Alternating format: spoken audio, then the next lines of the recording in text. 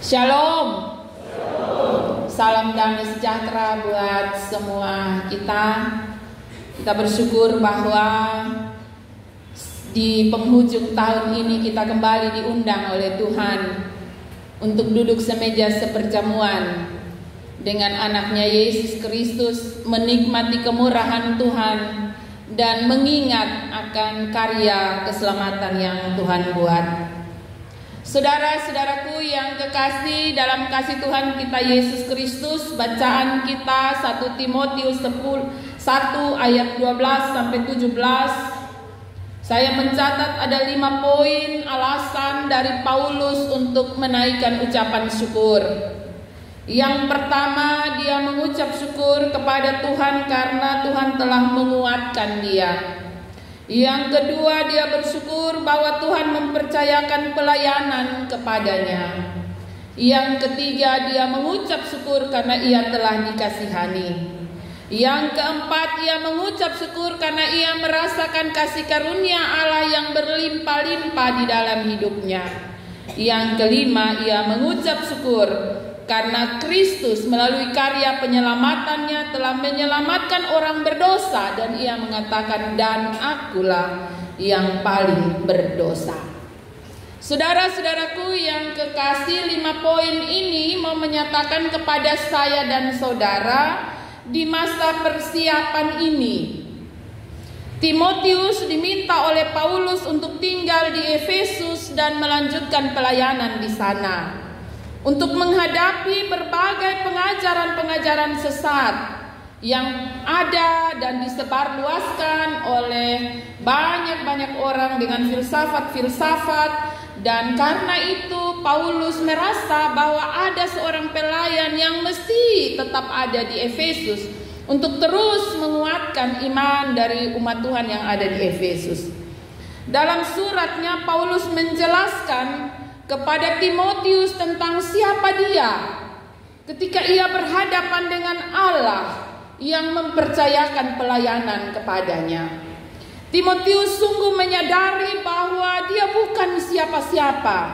Dia mengatakan bahwa tadinya aku adalah seorang penghujat, tadinya aku adalah seorang penganiaya yang ganas. Tetapi Allah dengan luar biasa telah memberikan kepadanya satu tanggung jawab besar, yaitu pelayanan kepada umatnya. Karena itu ia bersyukur bahwa ia menjadi orang yang dikasihani oleh Allah. Saudara-saudaraku yang kekasih, dalam pengakuannya melalui suratnya ia mengatakan bahwa memang Kristus melalui karya penyelamatannya datang untuk menyelamatkan semua orang berdosa. Tapi ia menambahkan satu kalimat kecil di situ. Dari semua orang berdosa, dia menyadari dan dia mengatakan, akulah yang paling berdosa. Ini menjadi sebuah pengakuan dari Rasul Paulus sebagai sebuah pengakuan akan dirinya sesungguhnya tidak layak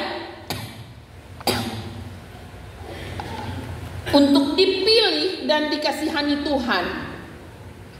Tetapi ia bersyukur bahwa ia bukan saja dipilih dan dikasihani Tuhan, tapi justru ia diberi kepercayaan yang besar, yaitu melakukan pekerjaan pelayanan.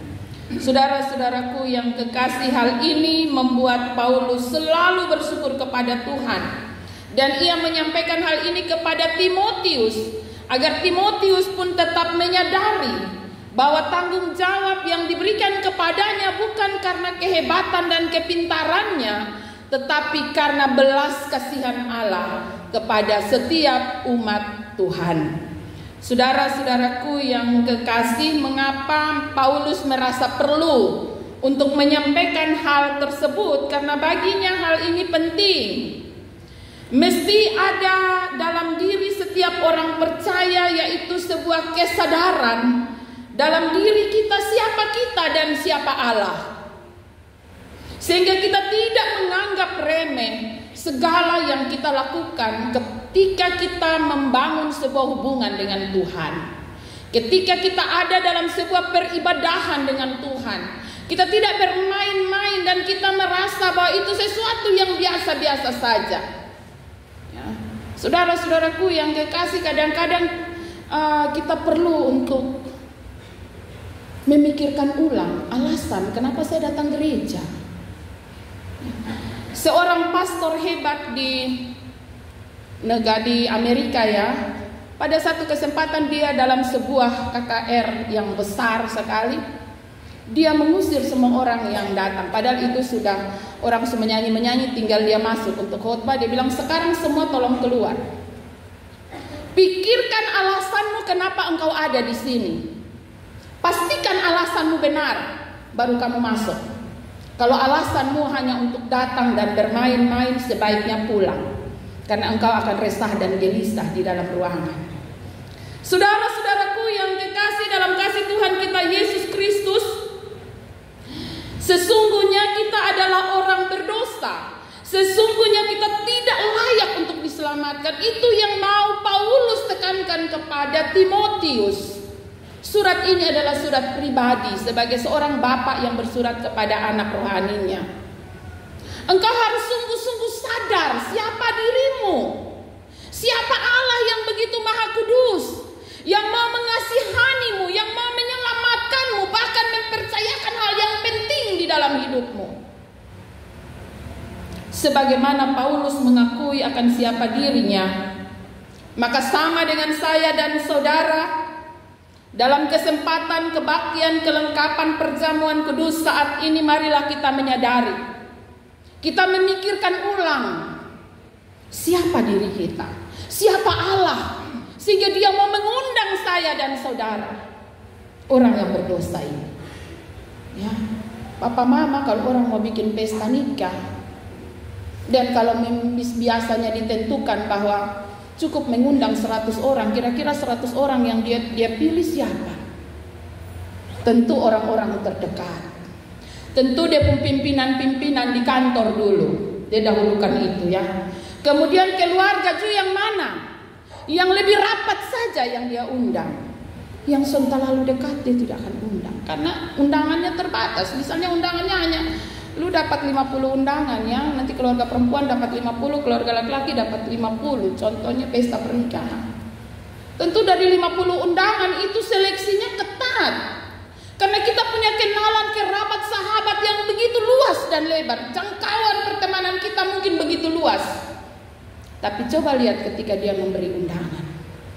Tentu hanya orang-orang yang dia pilih yang dia undang dalam pesta yang dia siapkan secara serius.